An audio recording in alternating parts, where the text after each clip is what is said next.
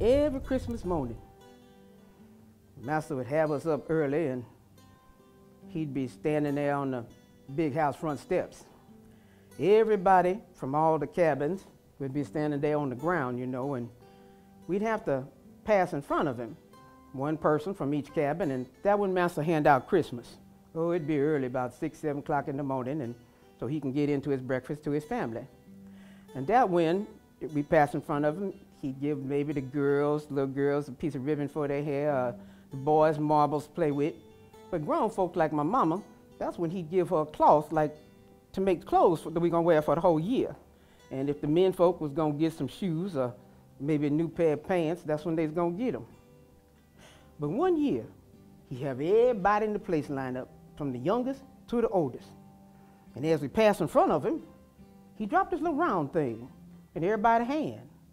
And everybody standing over to the side looking at this thing, you know. Well, sir, it was fitting your hand. It was smooth all the way around. It wasn't hard and it wasn't soft. Had kind of a nice smell to it and real bright color. Everybody standing around looking at each other, looking at this, and everybody said, "What this is? What you do with this?" Nobody seen one of these things before. So we stand there looking, and Master and I done got through handing out his Christmas, you know, and well, Big Bob, the blacksmith, he think he know everything. He gonna stand up in front of all of us and he say, take his and hold it up, you know. He figured out, I guess you eat it, and he take his and take a big old bite out of it, just like an apple. And he sit down, spit it out, you know, and he said, "Master, now I think you're right kindly, but this real nasty." And everybody very quietly drops theirs to the ground, you know. And Master said, "Oh, no, no, no." He said, "That an orange. That costs a lot of money. You got to take the outside of that off." And then he stood there on the porch, you know, and commenced to taking the outside of it off. And then he take one of the pieces in the middle and hold it up so everybody could see it. And then he puts it in his mouth, make a big old show out of chewing it, you know, and really enjoying it. And this tastes so good, and so everybody looking at him. And then all of us youngest was standing around our mama, and she seen what Master done did, and she take hers and commenced taking the outside of it off. She figured out how to get in it, you know. She take the outside of it off, and then she take one of the pieces in the middle. She puts it in her mouth, and the look of pure joy on my mama's face.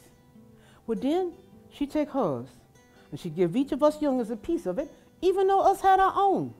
And when my brothers taste that, they toe into theirs, but not me. I said, "Mine too pretty to mess up. I gonna keep mine forever."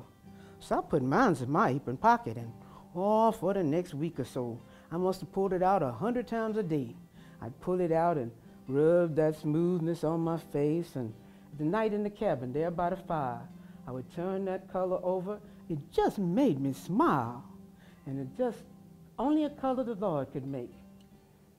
Let me tell you, forever, last maybe, I don't know, 2.5 weeks. First it turned brown, then it turned black, then it gets some white fuzzy stuff on it. One day I pulled this brown black mess out of my apron pocket, you know. I was standing outside the barn, Mama was milking. It just broke my heart. I just started crying, "Oh, my orange, my orange." My mama heard me running, you know, heard me crying, and she come running, and she said, "What's wrong, what's wrong?" And I said, "Look at what happened to my orange."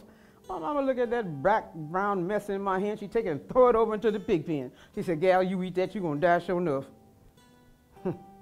Well, it was 20 years before I see another orange.